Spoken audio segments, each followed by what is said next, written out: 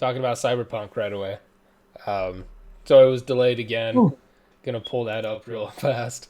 Uh, so who had bets on this? I think we all kind of thought that this was coming, right? Yeah, yeah. Yeah, just Yeah, a simple yeah. I think like everybody thought Cyberpunk was going to get delayed. It just seemed inevitable. I mean, when they originally like said November, no, what was it, November 17th or whatever? yeah. I was really skeptical, and honestly, I'm still skeptical. I'm still unsure if it's not going to get delayed until December 10th, 2021. I wouldn't be surprised if they Yeah. come back and are like, hey guys, yeah, we said December 10th, but we actually meant December 10th, 2021. So just relax a little bit. But yeah, I'm not. No surprises there for me. I think the big kind of takeaway that we have from this though is they were talking about how it's ready for the next gen consoles, but they're working on the current gen, and so I almost Mhm. wonder if like when the PS5 and the Xbox Series X comes out, if maybe that's what that December 10th timeline is. Maybe it's for the next gen stuff, and maybe the current gen that's what will keep getting delayed. And then That interesting. It's because of the bigger market still the last gen, isn't it? yeah, I would assume so. Because not everyone's going to jump onto the next gen straight away. Right. Exactly. So that's probably why they're trying to push it that it comes out on the PlayStation 4 and Xbox One. Apparently it's coming out on Stadia in day one as well. I was just gonna say that. That's funny. We were talking about that last week, and Cyberpunk's gonna come out on Stadia. So Is Stadia's got that something. is that new news? Because I, for some reason, I don't remember that Cyberpunk was coming out on Stadia. Maybe I it's just just. I just think no one cares about Stadia, so we just don't hear about it. When I read the list of consoles that it was coming to, and it said Stadia, I was like, the fuck, why? It's like, are we holding things up for the Stadia as well? You can't just like Right. release it whenever you can. No, it's just like, come on, man. They should have That's left the Stadia out and just be like, yeah, we're releasing it for the Stadia, but don't put it in the list yeah. of stuff that you're holding off to release it for, because then people are gonna be like I just said, the fuck, why are we waiting for the Stadia too? Who cares? There So might Apparently a there lot might of be like studios five, have five had this people that problem. care, Jeff. There What? might be 5 people that care. Yeah. Right. Not Apparently a lot here. of studios have this problem of trying to get the games on both generations. Yeah. Yeah, Then for the sure. I mean, like the PS5 is other, going to be like $600, like $500 to $600. So yeah, not everyone's gonna buy right away. And is it really because it's multi-generation? Because let's look at all the games that are releasing now, like COD, Madden, EA, like all the games that are releasing now, basically are multi-generation compatible. So is it really Mhm. because of that? Maybe Cyberpunk is really a more complicated game to get running on both consoles. I can see that. Or is it just another CD Project Red kind of excuse to just kick the ball down the road a little bit? I don't know. Could be an excuse. Yeah. But Yeah, they do say it's playable. Apparently that's what gold means. It's like playable to the start till finish. So I kind of believe that it's this, even though I know it's going to come out and have like Skyrim level of bugs Yeah. Definitely. and being a first. And I think it's their first person game by Project Red. I think they've done mostly Witcher, and I read like yesterday that they were involved in Saints Row 2. So Oh, they Really. haven't done. I don't think they've done a first person. I don't know if that was true. It was kind of just on like the top things what they did. Maybe they were That's just hired interesting. to QA it or something. Is the whole game first person, or can you do third person in Cyberpunk? I think it is first I person. think it's It's first it's all person. first Yeah. person yeah. all the way. Like the. I think if you can, when you go on the vehicles, it's like third person, but you can probably change it. Right on. Yeah, yeah. So I think that's interesting. So you guys think that they're delaying it because they're trying to work out the bugs or whatever, for the current generation, which might be more complicated than the stuff on the newer generation. That's what you guys think? I think that's what they Yeah, said. Yeah, I think that's most probably, likely. I think. Interesting. And Okay. it's, other studios have had the same problem. Yeah, it Right. says. I think some games have been delayed until next year because of it. Because Dying Light 2 was meant to come out in spring 2020, and that's just disappeared.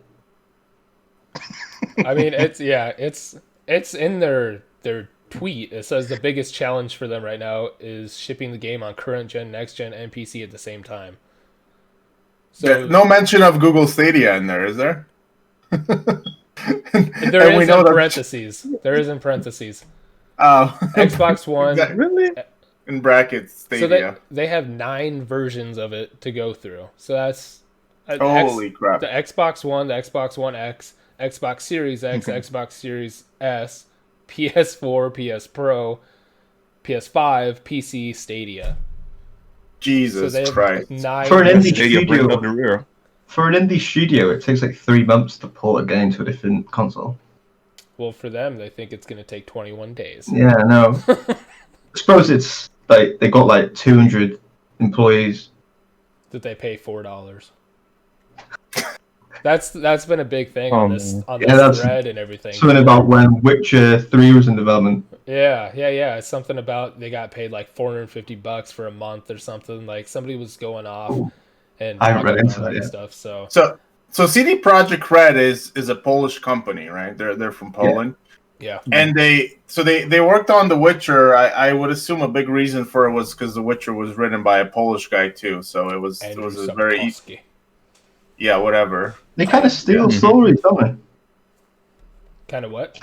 They kind of steal stories, because wasn't this like a tabletop game or something?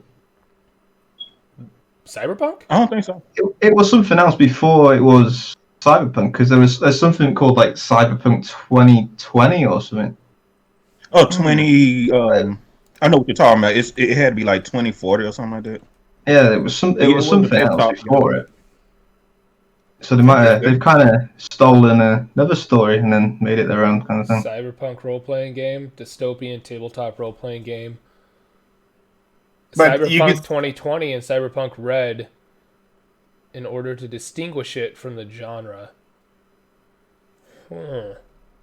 Is that that's not a video game, is it? Tabletop. Yeah, tabletop. So maybe they bought the rights to it, because if you look at the logo, that logo is very, very similar to the Cyberpunk logo, the way it's written. Oh my There. god. Mm-hmm. So there's definitely some connection for sure. I didn't know this, but for sure there's some connection there. The second Yeah, edition because of the game. John Silver's in this game. Mm. No, the one who Keanu Reeves is playing. No kidding. I had no idea. Yeah, same here. That's funny. Yeah, I think the creator of the tabletop game is actually working with CD Projekt Yeah, on certain I things think with it. So some of like the interviews and stuff. I think the person who they were speaking to the person who created it as well. He had like the big list of stuff. What was the rules? I don't know, or the story maybe. The second edition's even called Cyberpunk 2020. mm-hmm. But I hope they're getting some royalties from the game, because I mean they're stealing the branding, and of course it's if they have an agreement, it's not stealing. You know what I mean? Yeah, they got a license. Yeah, exactly. So it's not stealing. So I hope the originators get some royalties, because this game's going to sell probably a lot, unless it bombs. Which, well, if they keep delaying it all the time, it might. But it's probably going to make a serious chunk of change.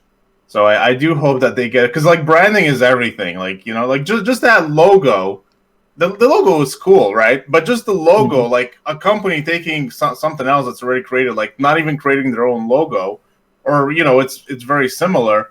That can be worth like millions and millions and millions of dollars right there. Just that one thing. And So branding is really, really important. So I do hope that, you know, I didn't know that it was the branding was copied or I had no you know, idea. licensed or whatever. It's pretty interesting. This goes all the way back to 2012. It says it was confirmed that Pawnsmith, the guy who made the tabletop was working with CG Projekt Red on a video game set in the Cyberpunk universe. So as far back as 2012, this has been kind of on the table. I think there's just been so much news about delays and whatnot about this game that like some of this other stuff just kind of gets overlooked a little bit. Yeah, I had no idea. So it's at the same development time of the latest God of War, for 8 years. Yeah. That's insane. So for a studio, it takes 8 years to change from what they know to something else by the looks of it. What was the development on Duke Nukem Forever, by the way? How long did that take before it came out?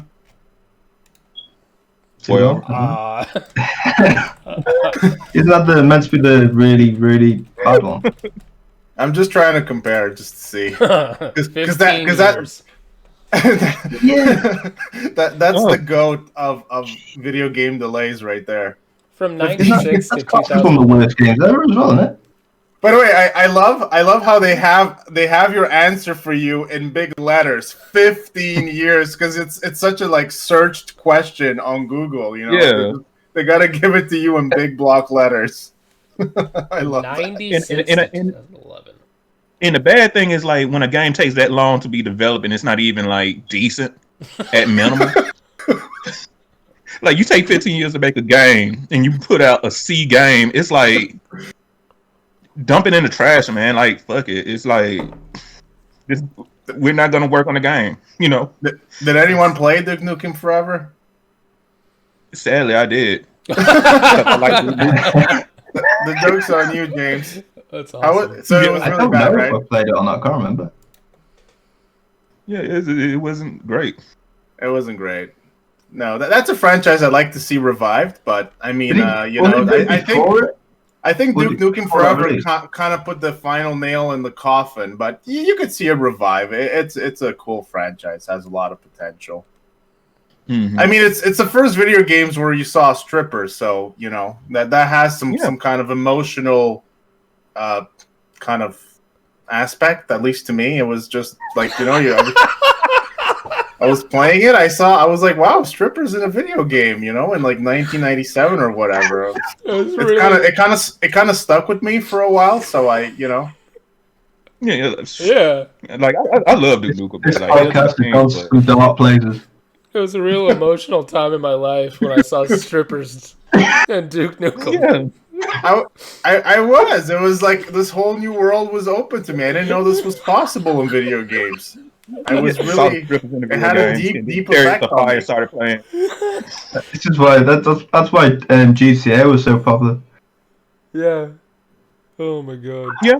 A whole new world. You know what? That's a good reason because when I first saw that you could pick up prostitutes in the game, man, and then you could get your money back by beating up them prostitutes, that was something important for me, you know? So yeah.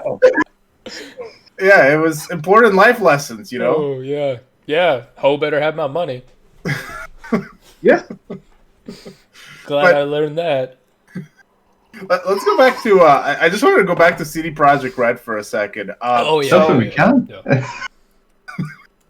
Yeah. So we were talking about how they were paying people $4 or something, or $450. I just wanted to talk a little bit more about that. So there was some controversy about CD Projekt Red underpaying its people. Is that right? Yeah. From the little tweets and stuff that I've seen, like on social media. I haven't really looked into it because I didn't care, but yeah, I don't know. I care. I care about people. You know, if they're getting underpaid, they're getting screwed. I care about this.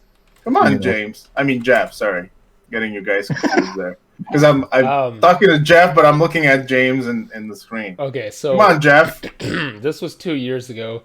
43 CD Projekt Red developers speak out about Cyberpunk 2077 development and working conditions. This is really long. All right. No, it's okay. We don't have to read it. It's just interesting. Yeah, it's mostly about like hitting deadlines, crunch time. Making people stay up for days developing a game, that impacted their long-term health and safety. So, and a lot of this goes back to The Witcher 3 too, I guess. So there's a lot of hearsay about this. Like this is on Reddit, and then a lot of the other articles, there's just about employee complaints. I don't think there's a lot of actual hard evidence. Otherwise, I mean, that would be a huge deal. So to give CD Projekt Red the benefit of the doubt, I think it might be some upset employees who are pissed because maybe their overtime got taxed. I don't know. But just, yeah. That's interesting. We're talking about employees in Europe, like in Poland, or we don't know? We're just like completely anonymous. I don't know. I'm looking. It just says over 200 developers working on the game. 43 came out. Yeah, it looks like a lot of he said, she said stuff. I find it interesting because I think CD Projekt Red, I'm guessing because of The Witcher, but I feel like it's a company that gets a lot of like goodwill from people. Like people like, CD Projekt Red, amazing company, right? Like they no, I don't know. At least that's what I feel. In Poland, though, you got paid $4.30 monthly, but that was the minimum wage at that time. $4.30? Yeah, $4.30 a month. Is minimum wage in Poland? That was the minimum wage in 2014. Wow. Holy shit. But also, like, before I get to the point, to this other point, and it's like, Jeff, I thought you was gonna say it's a lot of he said, she said bullshit, but you didn't. But it's like it's just a tweet. They're getting paid low, and then recently they got these death threats against them and stuff about the game. Right. And it's like we don't get paid enough to deal with y'all bullshit threatening us and shit, man. Yeah. So some of the developers came out too. Like there was a tweet going around talking about how they're people too, and so like the death threats are a little uncalled for, and it's insane. Anybody who threatens somebody because of a fucking game is already out of their mind. But what are they threatening for? This game is taking too long. I'm going to kill you. Yeah, exactly. It's not gonna make the speed of development any quicker, is it?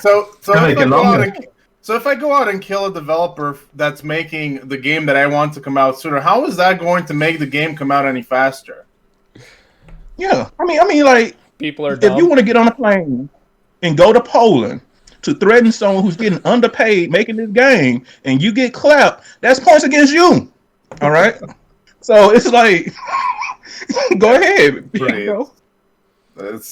It's pretty. Good point though. This could be just lying, and could be someone who's just annoyed of the game being delayed. Oh yeah. It's just. I mean, look, anything that's high profile on the internet is going to elicit some death threats one way or another. Like, if you have to count all the death threats people get, like everyone that's in the spotlight is going to get some death threats at some point. Yeah. It's the question of how serious they are. I did want to say one thing though on this point. So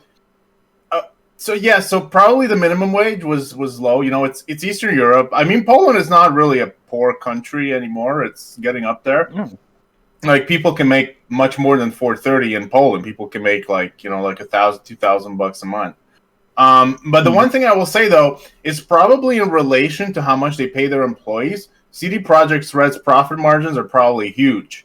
And so, like, if you work for a company that's making millions and millions and perhaps tens and maybe hundreds of millions, I don't actually know how much CD Projekt Red makes, and you're an employee, they're paying you the base minimum, right? And they're a company that is like, they're raking in all these profits that, like, for standards, let's say in Poland, for a company are pretty freaking huge, and they are paying their company so low.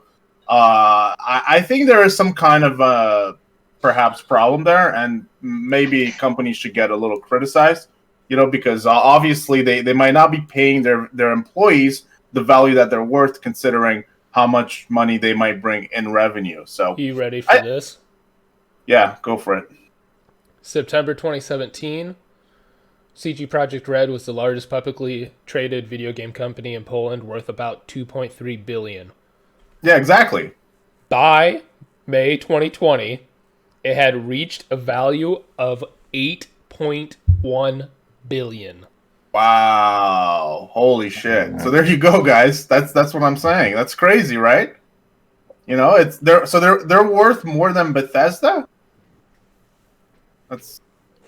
They only insane. have like yeah, because Bethesda's or the whole parent company of Bethesda, ZeniMax, was bought for 7.5. That's insane. So CD Projekt Red only has like The Witcher and like Cyberpunk. How are they worth so freaking much? I mean, they might have some other games, but this is... you know what? They own Good Old Games as well. I forgot about that. Oh, really? It's kind of like Steam, and you could. They own that. I forgot all about that. That brings in money. Oh, I didn't know that. It's insane though. Over $8 billion. They're paying their employees $430. I mean, it's 500, 600 in 2020. Still, but that's fucking insane, right? Jesus. Meanwhile, we're idolizing this company. Oh, CD Projekt Red, they're so freaking great. They walk on a cloud. They make just high quality crap, and they're underpaying their staff, and you know they're trying to pay them the base minimum. And meanwhile, they're not even being all that original about, you know, like The Witcher is obviously from a book, Cyberpunk taken, you know, in conjunction with some tabletop game. I don't know. You know, maybe there's some room for criticism for CD Projekt Red.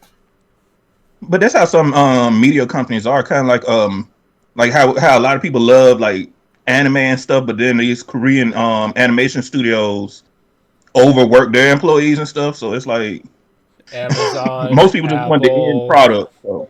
Microsoft, any freaking company, really. Yeah, but you know, so like, I don't know. You know, it's hard to say. Yeah, it's true. Like, especially in Korea and perhaps Japan too. Like, overworking your employees to death is probably a pretty common thing. Like, it's you know, like I think they have labor laws. I'm pretty sure they do, but it's just like the standard in Asia, especially in Korea and Japan, is that you never leave the office until your boss leaves the office. It's just poor optics. And I'm not even sure if you get paid for all the overtime that you do. So it's not uncommon to see people work over 12 hours a day, like, you know, 5-6 days a week. And just and in Japan, they actually like have a disease called like, you know, being overworked is considered an actual like condition. So it's like, but no one's gonna stop like get your ass back in there and work. You know what I'm saying? It's like they're not gonna stop doing that.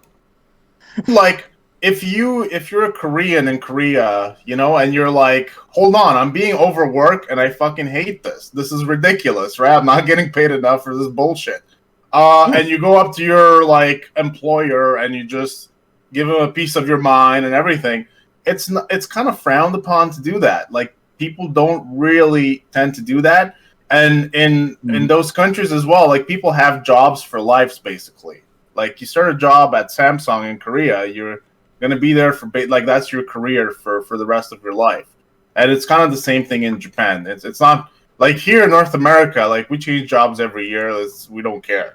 It's just normal. Over there, it's not, just different, you know? It's a different kind of thing. So I'm just saying, like, being, sorry, go ahead. Oh, I'm sorry, man. It's like there's a culture of like, you know, company loyalty and respecting your higher ups and stuff.